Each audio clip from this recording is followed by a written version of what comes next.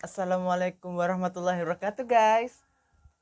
Di sini saya akan berbagi edukasi lagi loh, yaitu tentang analisis break even point atau sering juga disebut dengan BEP. Saya dari kelompok 1 akan memperkenalkan rekan-rekan saya.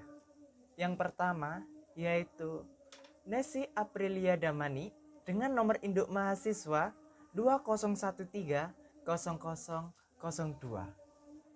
Yang kedua yaitu Desi Ratnasari dengan nomor induk mahasiswa 20130037. Yang ketiga yaitu Alvina Gusti Maharani dengan nomor induk mahasiswa 20130038. Dan yang terakhir yaitu dengan saya sendiri Muhammad Wildan Adni dengan nomor induk mahasiswa 20130046. Yuk kita memasuki ke materi. Break even point atau BEP merupakan suatu kondisi perusahaan yang mana dalam operasionalnya tidak mendapat keuntungan dan juga tidak menderita kerugian. Analisis break even point atau BEP disebut juga analisa impas, yaitu suatu metode untuk menentukan titik tertentu di mana penjualan dapat menutup biaya, sekaligus menunjukkan besarnya keuntungan atau kerugian perusahaan jika penjualan melampaui atau berada di bawah titik. Analisis break even point tidak hanya memberikan informasi mengenai posisi perusahaan dalam keadaan impas atau tidak. Namun, analisis break even point sangat membantu manajemen dalam perencanaan dan pengambilan keputusan. Analisis break even point berguna apabila beberapa asumsi dasar dipenuhi. Dalam kenyataan yang sebenarnya tidak lebih banyak asumsi yang tidak dapat dipenuhi. Namun, demikian perubahan asumsi ini tidak mengurangi validitas dan kegunaan analisa BEP sebagai suatu alat bantu pengambilan keputusan. Hanya saja diperlukan suatu modifikasi tertentu dalam penggunaannya. Manfaat analisa break even point atau BEP. Pertama, alat perencana untuk menghasilkan laba. Kedua, memberikan informasi mengenai berbagai tingkat volume penjualan serta hubungannya dengan kemungkinan memperoleh laba menurut tingkat penjualan yang bersangkutan. Ketiga, untuk mengetahui hubungan volume penjualan yang diproduksi, harga jual, dan biaya yang dikeluarkan sehingga laba rugi perusahaan akan diketahui. Keempat, untuk mengetahui jumlah penjualan minimum atau dalam unit produk maupun satuan uang agar perusahaan tidak menderita lagi. Kelima, mengevaluasi laba dari perusahaan secara keseluruhan. Keenam, mengganti sistem laporan yang tebal dengan grafik yang mudah dibaca dan dimengerti. Ketujuh, yaitu sebagai bahan pertimbangan untuk menentukan harga jual. Kedelapan, sebagai bahan atau dasar pertimbangan dalam pengambilan keputusan terhadap hal-hal berikut, yaitu jumlah penjualan minimal yang harus dipertahankan agar perusahaan tidak mengalami kerugian. Selanjutnya, jumlah penjualan yang harus dicapai untuk memperoleh keuntungan tertentu. Seberapa jauhkah berkurangnya penjualan agar perusahaan tidak menderita kerugian. Terakhir, untuk mengetahui bagaimana efek perubahan harga jual, biaya, dan volume penjualan terhadap keuntungan yang diperoleh. Ke materi yang selanjutnya yaitu kelemahan analisa break-even point atau BEP. Yang pertama yaitu asumsi tentang linearity. Pada umumnya, tingkat penjualan yang melewati suatu titik tertentu hanya akan dicapai dengan jalan menurunkan harga jualan per unit.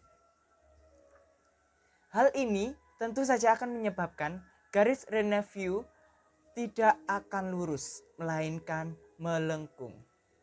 Di samping itu, variabel operating cost per unit juga akan bertambah besar dengan meningkatkan volume penjualan mendekati kapasitas penuh. Hal ini bisa saja disebabkan karena menurunnya efisiensi tenaga kerja atau bertambah besarnya upah lembur. Yang kedua yaitu klasifikasi biaya. Kesulitan di dalam mengklasifikasikan biaya karena adanya semi variable cost di mana biaya ini tetap sampai dengan tingkat tertentu dan kemudian berubah-ubah setelah melewati titik tersebut. Ketiga, yaitu jangka waktu penggunaan. Jangka waktu penerapannya yang terbatas biasanya hanya digunakan di dalam pembuatan proyeksi operasi selama setahun. Apabila perusahaan mengeluarkan biaya-biaya untuk advertensi atau biaya lainnya yang cukup besar di mana hasil dari ataupun pengeluaran tersebut atau tambahan investasi tidak akan terlihat dalam waktu yang dekat sedangkan operating cost sudah meningkat.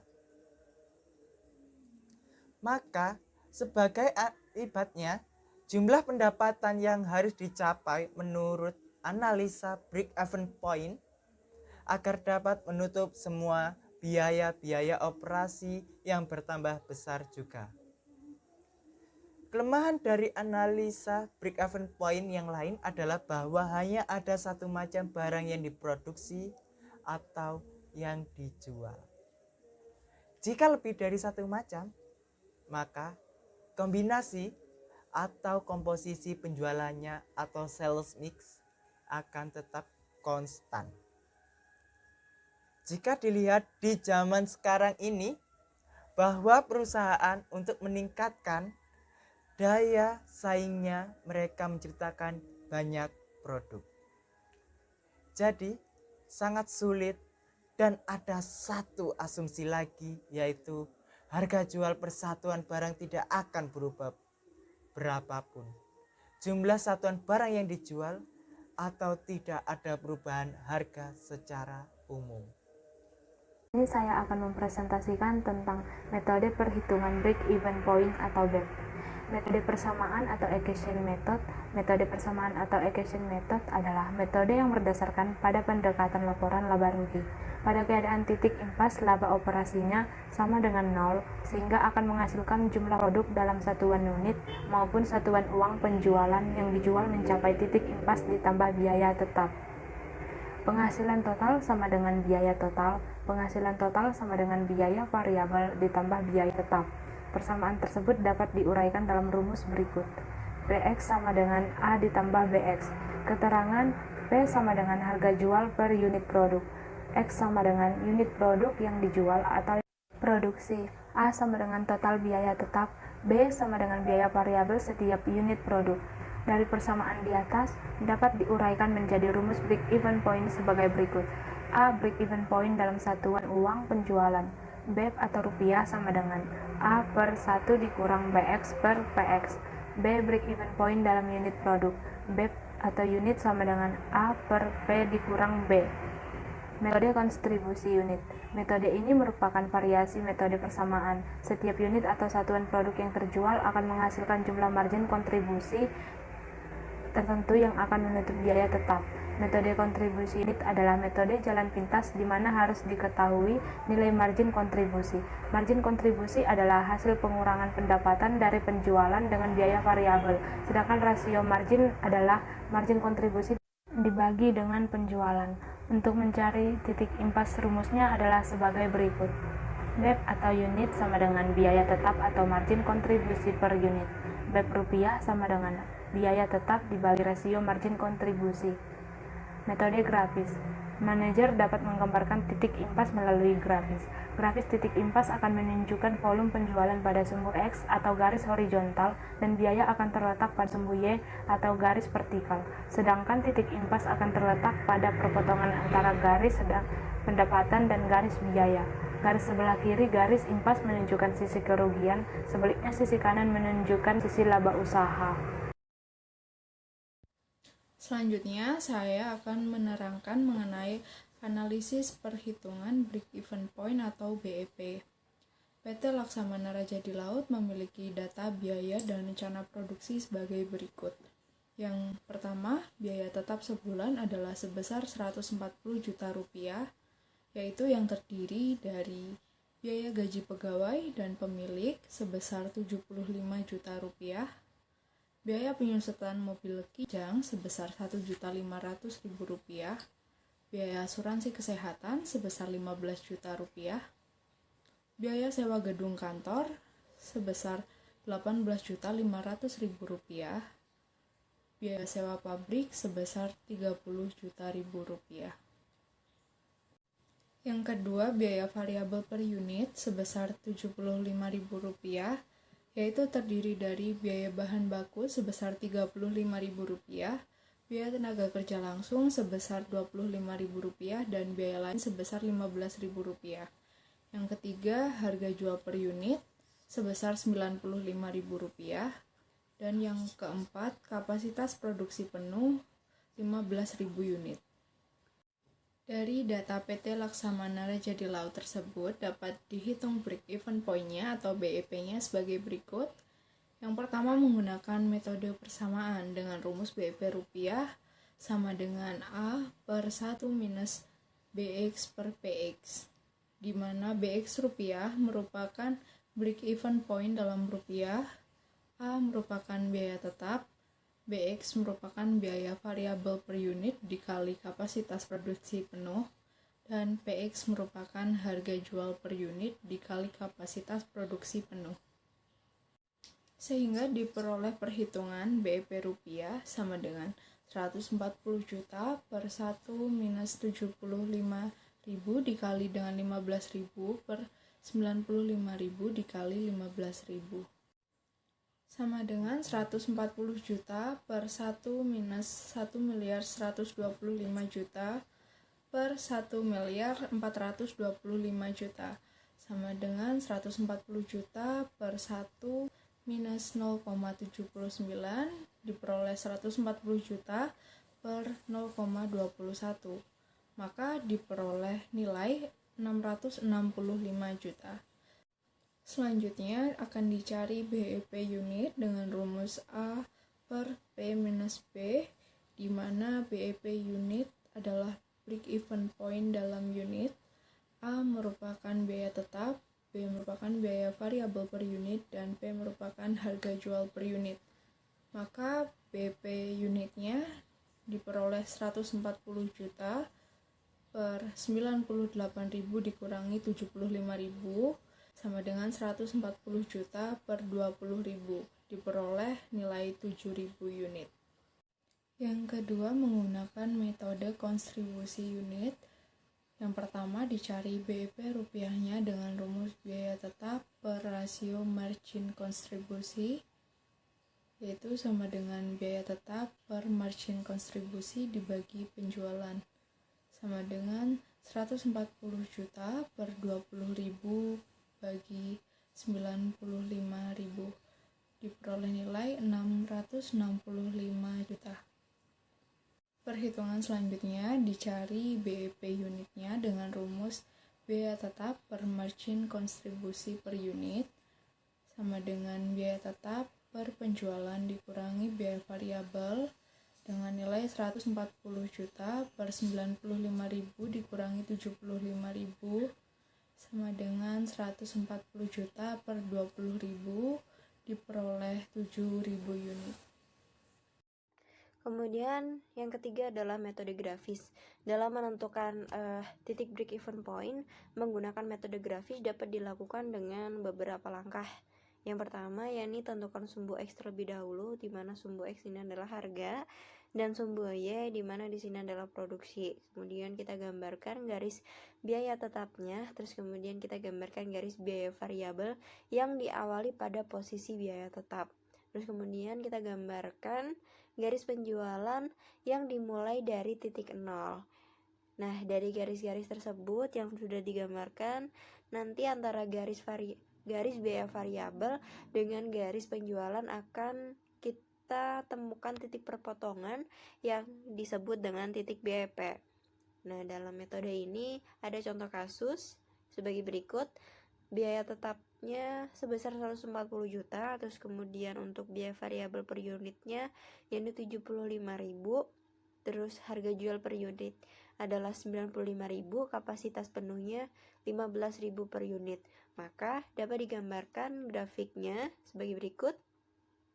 Nah, di situ bisa kita lihat terdapat garis biaya penjualan di mana di sini disimbolkan dengan S. Terus kemudian ada garis VC di mana garis VC ini adalah variable cost atau biaya variabel per unitnya. Terus kemudian ada garis yang lurus tersebut adalah garis VC di mana garis ini adalah yang menunjukkan biaya tetap dalam produksi penuh. Nah, bisa kita lihat antara garis VC dan juga garis S ditemukan titik perpotongan yang disebut dengan BEP. Nah, jumlah yang tertera dalam grafik, baik itu harga maupun jumlah produksi yang diasumsikan dalam ribuan rupiah. Nah, dalam menghitung break even point, kita dapat menggunakan metode persamaan, metode kontribusi unit, maupun metode grafis yang sudah dijelaskan sebelum-sebelumnya. Apapun metode yang kita gunakan, hasilnya akan sama. Contoh kasus di atas telah membuktikan bahwa ketiga metode yang digunakan menghasilkan break even point rupiah sebesar 665 juta dan unit sebesar 7.000 unit gitu ya. Nah, dari hasil hitungan break even point PT Laksmana Raja di Laut tersebut menunjukkan penuh yaitu 15.000 unit. Apabila perusahaan memproduksi atau menjual produk di bawah 7.000 unit, dipastikan perusahaan mendapat atau menderita kerugian. Misalnya, apabila perusahaan memproduksi sebanyak 8.000 unit, maka dapat dihitung sebagai berikut. Penjualan 8.000 unit dikali 95.000 sama dengan 760 juta, dimana ini adalah biaya variabel ya. Nah, terus kemudian bisa kita peroleh biaya sama dengan biaya tetap plus biaya variabel sama dengan 140 juta plus 8.000 dikali 75 juta sama dengan kita peroleh 140 juta ditambah 600 juta sama dengan 740 juta. Nah, sehingga laba atau keuntungan yang didapat bisa kita hitung dengan penjualan dikurangi biaya sama dengan 760 juta dikurangi 740 juta sama dengan 20 juta gitu. Nah, dan jika memproduksi sebanyak 6.000 unit, maka dapat dihitung sebagai berikut. Penjualannya 6.000 unit dikali 95.000 sama dengan 570 juta. Ini adalah penjualannya ya. Ya, penjualannya. Terus kemudian biaya cost-nya sama dengan biaya tetap plus biaya variabel sama dengan 140 juta ditambah 7.000 dikalikan 75.000 sama dengan 140 juta ditambah 525 juta sama dengan 665 juta.